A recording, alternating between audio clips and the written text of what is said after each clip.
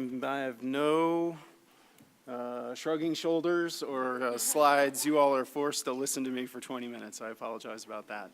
I am grateful for the invitation to speak to you this afternoon. As a college professor, I'm always excited to speak in front of large groups. But I am especially grateful to speak in front of a gathering of women for Kansas.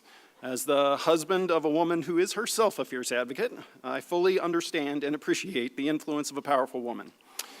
As the father of two daughters, one of whom got to vote for the first time last month, I guess, both of whom deserve a better future, I am grateful this organization exists. And as the son of a mother who taught me politics, this is pretty overwhelming. Okay, got to move on. My topic today concerns the importance of an informed public. My background is in competitive debate. I've spent nearly 3/4 of my life arguing with other people. And teaching other students how to argue with other people. I envision a world, I ache for a world where the public is actively engaged in learning about the issues of the day. A public that seeks out new information and new facts, and when presented with new information, they compare the new and the old, figure out which is better, and update their opinion. And then, when called upon, can decide which course of action is better than another.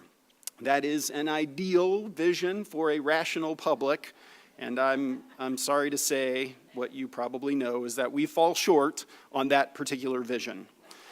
In many ways, meeting the vision of an informed public, actively deliberating about key issues of the day, should be easier today than it was even just a few decades ago. Instead of a few TV stations providing news at 6 and 10, you can watch on cable TV news anytime you want, regardless of the time of day. Instead of waiting for one newspaper to come once a day or once a week, we now have access to information at our fingertips. You can read a news article about anything, anytime. You can Google anything you want and find whatever you want. You can go to Facebook and your friends have posted it. You can go to Facebook and your not friends have posted something else. We have access to so much information. We're much more likely to be overwhelmed by what's out there than not be able to find something we need. But the rapid advance of that information and the glut of information we have available to us now, the danger we now have is that we have a harder time distinguishing what information is real from what information is fake. Fake news has many meanings, and for the sake of our discussion today, let me just kind of define it simply. That's fake news is news that's false, all right? It's a news story. Yeah. It's not something, it's actually when the news is fabricated and has no verifiable information. But fake news exists on a continuum of misinformation, right? So one end of the spectrum might be parody and satire, people who don't intend to miseducate the public, but sometimes they do. People routinely, it still seems, share the Borowitz report, which is itself satire, but people sometimes think that it's real. It's not. And along that continuum includes misinformation up to, in fact, including people who are intentionally spreading the actual fake news and intentionally manipulating content in what we might otherwise call propaganda. My goal here is not to debate fake news or the merits of it. I want to say clearly that fake news of all varieties, misinformation of all kind, undermines the public's ability to rationally discuss and figure out what the best course of action is because we're not sure what the real information is. And I want to share two reasons to me about why I think we have such a difficulty with misinformation of all kind. And there are two challenges to fake news that make it, there are two challenges we face when confronting fake news. The first is information selection. That is, in general, we tend to get our news from a limited number of sources. It is a well-known fact, it's been this way for quite a long time, that we go to the stations and the papers that show us information that's consistent with what we believe in, and we don't regularly go to stations that have a different point of view. And as a result, we are not exposed to a full range of information on a topic. I'm going to come back to that because I know all of you right now hate me because I told you you're supposed to watch a station you don't want to watch. Here's what I really want to talk about. The second challenge we face is about how we think about, how we process the information we receive. We have an information processing problem. It's in our brains, so that's maybe the good news and the bad. We are motivated reasoners. When we encounter new information of any kind, there are two motivations that could help us make sense of that information. One is accuracy, right? We might decide, I want to know what's true and what's false, and so we'll set out to, when we hear something that's novel to us, to try to figure out if it's true or false, if it's right or wrong, because our goal is to determine if it's correct. But there is a second motivation that sometimes and often in political topics directs how we think about new information, and that is called a partisan motivation. And the goal in processing information in that view is to protect our prior beliefs. Our goal is to not change our mind. And notice how dramatically different those two motivations are. One is rational, and the other is defensive. It's protective and what we call biased reasoning. I know what you're thinking at this point. Oh, this was really helpful, Jeff. I figured out the problem in the world. I am rational, motivated by an accuracy goal, and all those idiots I have not unfriended on Facebook are the biased processors of information. That would indeed be quite comforting, but I have bad news for you. That is not true, all right? We are all guilty of biased processing of information. Three things happen, so bear with me. I'm going to try to tell you what's going on in our brains. The first thing that happens is, as soon as someone introduces a new topic to us, in less than a second, our brains pull in everything we know about that topic. And the awkward thing is you can't undo it. So as soon as I say Trump, your brain, sorry, there you go. Kobach, you know what I mean? Like, you're stuck. That's now everything you think about those topics, whatever that topic is, your brain is now filled, your working memory is now filled with all of your past knowledge about those topics. But it is not merely filled with the factual information, because all of that information all of the facts actually also have an emotional content to it as well. So it's not just what we know about a topic, but it's what we feel about the topic as well. And the problem is it happens instantly and then is shaping how we think about everything that comes after. So your brain will be filled with all of your prior emotional commitments, and then you're supposed to think about the new piece of information. And that obviously doesn't work so well. So here's what this means. When we are confronted with a topic, we then use what we used to believe to help us make sense of the new thing that we're given. I'm going to really bore you with a bunch of research about this. Let me tell you an interesting, to me is interesting study I did a couple of months ago. I asked a couple of hundred people in a survey to tell me whether or not a simple statistic was large or small. Right? So I asked people, 1.1 million new jobs were created in a 6-month span of time.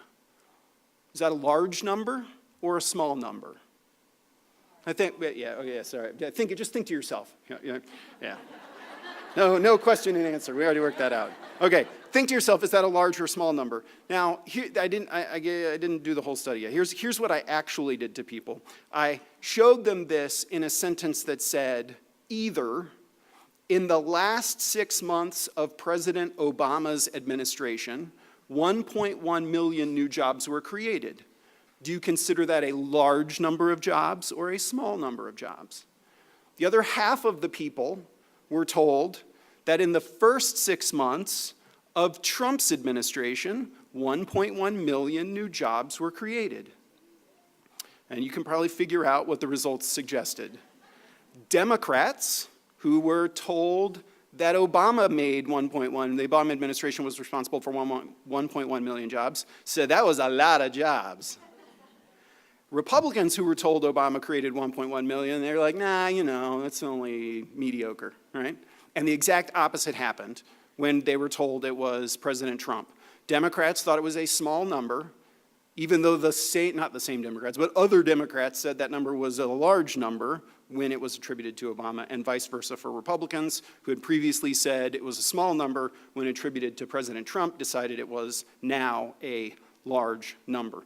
And here's the problem, it seems to me, if we can't agree with whether 1.1 million jobs is a lot of jobs to create, how are we ever going to decide what policy or program we ought to support because we disagree about something as fundamental as whether 1.1 million jobs would be a good amount of jobs to create, right? And that's because our emotional commitment, in this case to the president, helped us make sense of whether or not we wanted to think of that as a large or a small number. And here's how that happens. The second part of this is that partisan motivation means that we scrutinize information that is inconsistent with what we believe. We are very good at finding all the flaws in every little thing that's out there when it's inconsistent with what we believe. That's the disconfirmation bias. But we give a pass. We don't put our brains to work when the information is consistent with what we believe, a my side bias. So when our side says it, we love it. When the other side says it, we hate it. A classic example of this in research has to do with the death penalty, where people were shown studies, fake studies, about whether the death penalty was effective at reducing recidivism. And people who supported the death penalty, oh yeah, okay. More jokes about that during happy hour. Okay. Here's what happened though. People loved the studies that supported their position, and they were like, nope, that study's great. But as soon as the study was inconsistent, they were like, well, what city was that in, and what years, and what was the economy like, and what other crimes were going on, who was the president? They could find every little flaw of the study, and they did none of those things when the study was consistent with what they believed in. And that's because we are actively out there trying to debunk what we don't like and accept what we do like. I do research on political debates. It happens whenever you watch a political debate. I encourage you all to come tonight and watch the debates tonight, but I predict that your candidate will win. Because by God, they always do. I think for 4 presidential election cycles now, I've asked people which candidate won the debate after the debate, and they always, almost always, pick their candidate. If you remember the second time president, there's a lead up, Obama's second term, all right, when he was running for the second time, the first debate was the one where he got beat because he showed up and was a little lackluster. Anybody watching it would have been able to figure that out. But we asked 175 Democrats, and almost all of them were like, oh, he won. Absolutely, he won. And that's because our candidates always do well in those moments. Last thing I want to mention has to do with fact-checking. I regularly show people a political sentence. Does the Affordable Health Care Act save money? Here's a good example. Save money because it includes preventative health care measures. It's a sentence Obama used to use when he was promoting why we should have the new health law. There's a fact check done by PolitiFact or factcheck.org that determined that it does not save money, that preventative health care actually costs us money because we end up spending a lot of money on things that are never going to make us ill. And so the net effect is probably that we're spending more than we need to. So what I did is I showed people the sentence, I showed people the fact check, and then I asked them again, like, really, what do you think of that? And what we find, and I've done this about a dozen times now, overwhelmingly, is that people refuse to update their beliefs even when confronted with overwhelming evidence in the form of a fact check. And that's because our brains are set up to bring all of our emotional connections into our arguments. So as soon as I told someone that it was Obama and the Affordable Health Care Act, and he had said it, it was just too hard for people to move off of it. And unless you're worried that that only affects Democrats, I did the same thing with the Romney sentence, and the same thing happens on the other side. We all probably have this problem. That's depressing. I assume you feel like I have painted a bleak outlook, and in part I have. My ideal is a world in which we are a rational, deliberative public, and it turns out our brains make that a little bit of a challenge. So what can we do about it? I guess here's my interactive, yeah. There are a couple things that we can do. I want to say two things. First is, at this point, you are all better off because you now know that that's what we're doing. Motivated reasoning provides awareness of that process, and knowing that it happens provides a partial corrective. We're a little more careful when we know we're about to step in it, you know what I mean? Like, am I just agreeing because I like that person? Now you all know, and so hopefully you will remember that the next time you're confronted with something that you could scrutinize a little more. Also, tell others so they can know as well. You know what I mean? Like, we got to educate people that we're doing this so that maybe people will stop. I think the more interesting tactic is what we're really interested in is persuading people that one side's answer, one side's position, one side's evidence really is better than another side. And we have to stop merely repeating facts. It is not enough to say 1.1 million jobs will be created. If the goal we have is to persuade people, we do need to abandon a sense that pure rationality will carry the day. It might, but in the very long term. In the short term, people are motivated by their emotional commitments, and we need to start making our arguments and linking them explicitly to the things that people do value. Because when they're framed around what's important, it doesn't matter what the facts are. People are motivated by their values, and we can convince them if we do that. All right, thank you all very much.